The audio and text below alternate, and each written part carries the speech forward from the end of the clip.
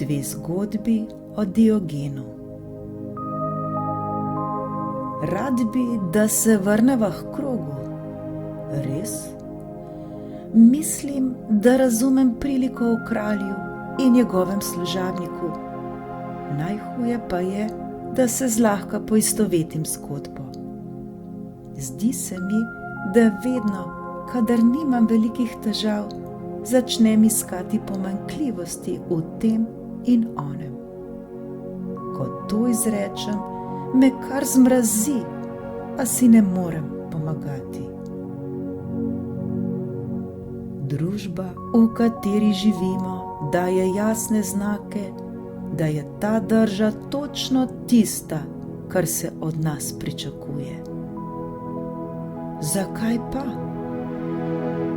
Ker vsa ideja postindustrijske družbe temelji na imeti in ne na biti, kot bi rekel Erich Fromm.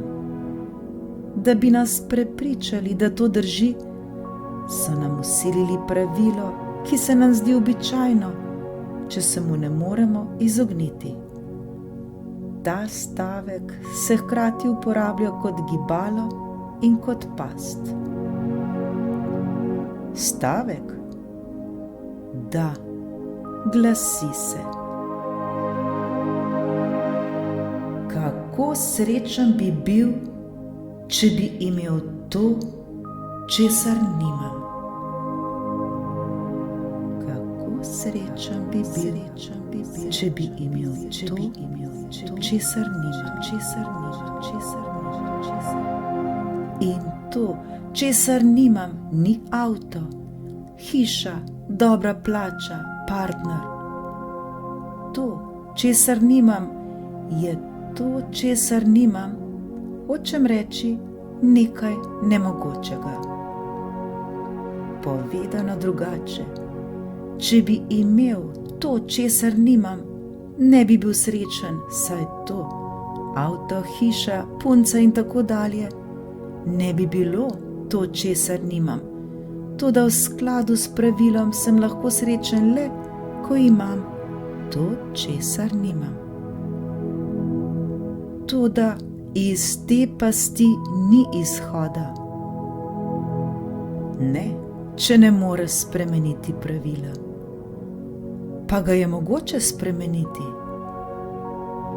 Vse zapovedi in vzgojne vzorce je mogoče kritično pregledati, da bi jih utrdili ali spremenili.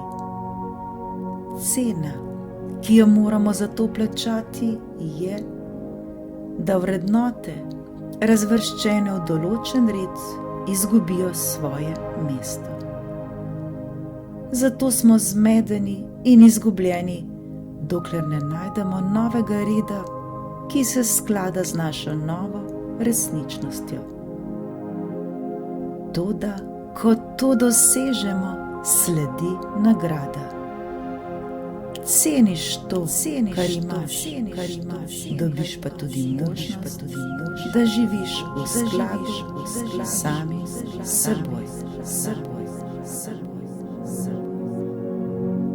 Zgodba. Pravijo, da je Diogen hodil po atenskih ulicah oblečen v cape in da je spal po vežah. Pravijo tudi, da je nekega jutra, ko je Diogen še spal v veži hiše, kjer je prenočil, mimo prišel bogat posestnik. Dober dan, je pozdravil posestnik. Dober dan, mu je odgovoril Diogen. Zelo dober teden je za mano, zato sem ti prinesel ta mošnjiček z denarjem. Diogen ga je molče gledal in se ni niti premaknil.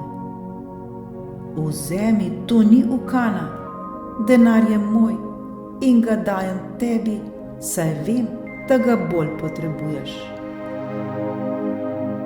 Ga imaš še več? Je vprašal Diogen. Jasno, je odvrnil bogataš, veliko več. Pa ti ne bi bilo všeč, če bi imel še več denarja. Seveda bi mi bilo všeč. Potem pa spravi denar, ki si mi ga hotel dati, ker ga potrebuješ bolj od mene.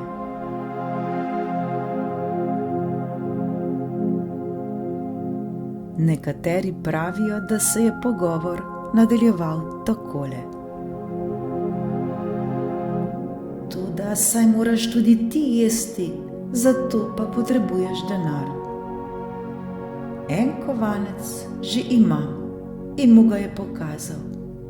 In ta bo dovolj, da si bom danes kupil skodelo žita za zajtrk in morda še nekaj pomaranč. Dobro, ampak jesti boš moral tudi jutri in pojutrišnjem in še dan zatem. Kje pa boš jutri vzel denar? Če mi lahko brez bojazni, da se bo zmotil, zagotoviš, da bom živel do jutri, potem bom morda vzel tvoj denar.